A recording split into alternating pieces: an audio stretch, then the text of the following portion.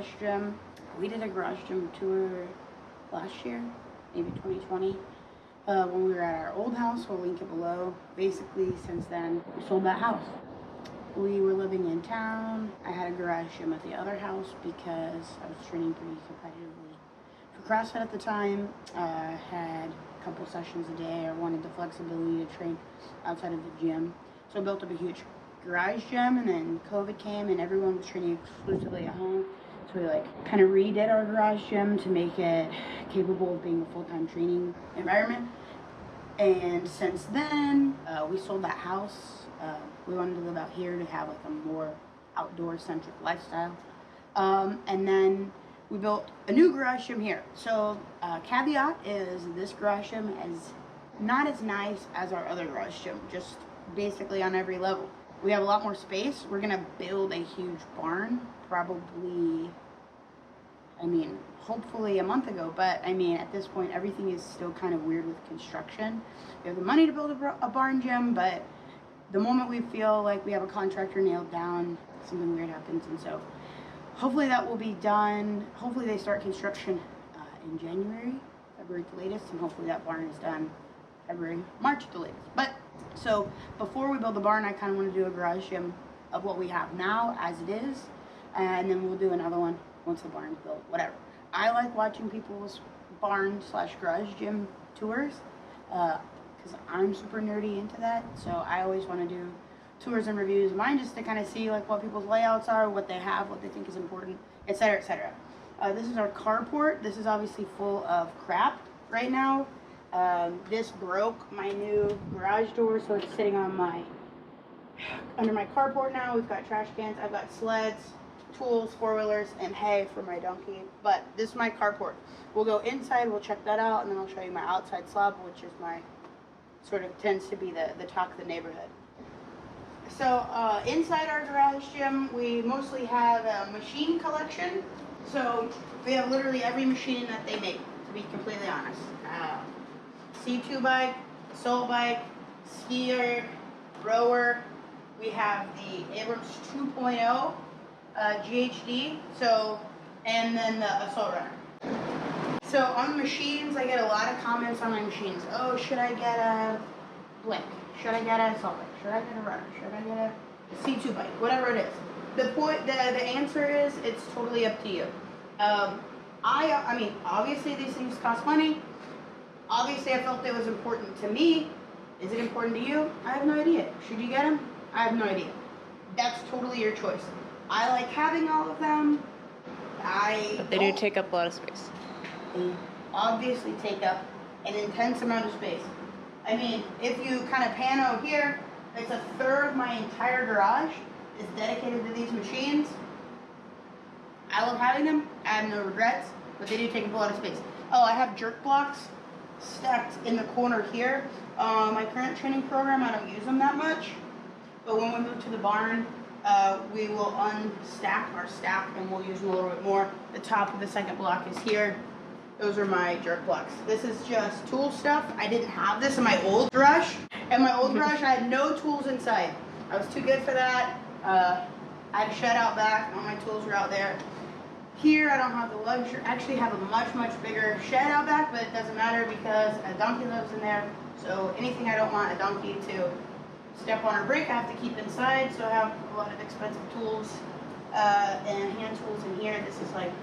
This is all tool stuff. This is all garage stuff, which I wish I didn't have in here, but unfortunately right now I do. This is a pull-up bar. Obviously it's a pull-up bar. I ran the plywood behind it. I would recommend putting plywood on the wall if you do mount a pull-up bar for a million reasons. Just so that you don't nick the wall. I'm always running stuff up in here. Not just my body, but chairs and benches and this, whatever. So that's a great idea. We were in stringers for these barbells, and then we have two 3-bar racks on the corner. I really liked it this way. I didn't have anywhere to hang barbells, so Vicky made me this really cool stringer, which I think is super awesome. People always talk about their bars, and that's my least favorite part of anybody else's garage gym tour, but I'll say what I have anyway. This is a Rogue Oli bar. It's a Christian Fitness Factors Oli bar. These are both needle bearing bars. This is a Rogue Bella bar. This is a bushing bar. 15 kilo training bar for people that maybe aren't super skilled. This is a men's 45 pound, again, faster bar. This is a brand new men's, totally needle bearing bar. So I got 2 men's bars, a training bar, 3 women's bars. Do you need 3 bars per gender? No. Is it nice to have? Yes. Is it a mandatory thing for everybody to have multiple bars? No. Do I wish I had more bars? I don't know, maybe a safety squat bar, maybe axle bar. Probably get more bars when we move into the gym because we'll have more space. Here I don't have anywhere to keep them, so these are all the bars I have.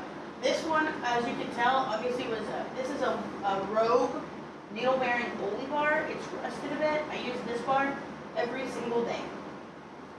The rest is, we live in East Texas, so it's super humid here. So this bar is rusted quite a bit. Doesn't matter. It's a needle bearing bar. I use it every day.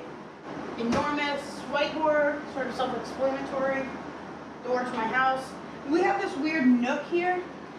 We renovated our kitchen and added on to our kitchen, and so they built me a huge pantry in here. This used to be garage, but I lost it during the renovation, so now this is a weird nook.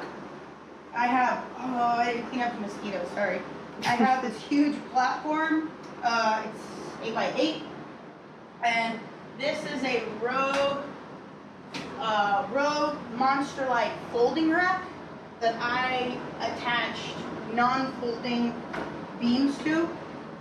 I think that when I see people with the folding racks, they're like kind of wobbly, but I also wanted it low profile, so I have this low profile.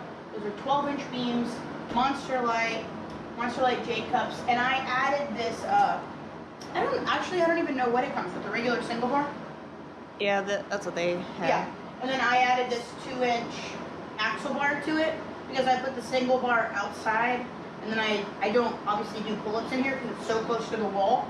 So I added this like axle bar thing just so that it's stable. And these are coveralls, fan, heater, boots for outside. A ton of mosquitoes. Please don't judge me. We have so actually, maybe this is a pro tip for the whole world for all 6 people that will watch this video. If you want to kill mosquitoes in your garage, turn on a fan. We tried tons and tons and tons of chemicals, organic, this, that, whatever. You know what kills mosquitoes? A fan. That's why there's noise. There's thousands of dead mosquitoes.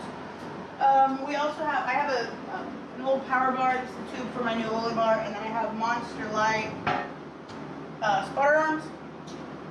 I've got thousands of different jump ropes. These are bands, like stretching bands, and then I have like every single jump rope that RX Smart Gear ever made, in all sorts of lengths.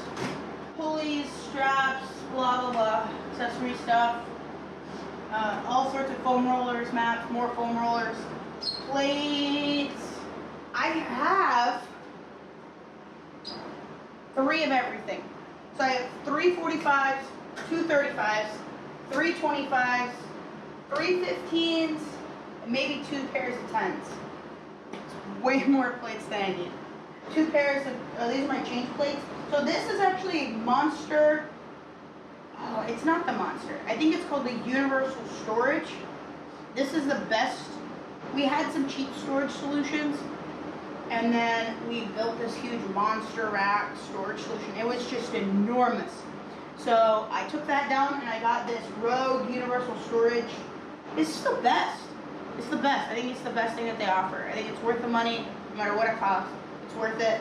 The way that you can, the way that the shelves work, it's easy to get stuff on and off. You can do dumbbells. You can put if you're in a garage, the thing about getting a dumbbell rack is you don't really have, if you're, even I have a ton of dumbbells, but I don't train, I don't need a full set of dumbbells. So this is universal storage, accessories, plates. These are all Rogue plates, except some of these that I got from a closed down gym, but they're all Rogue plates. Rogue wall ball 14, Dynamax wall ball 20. These we got from Play Against Sports.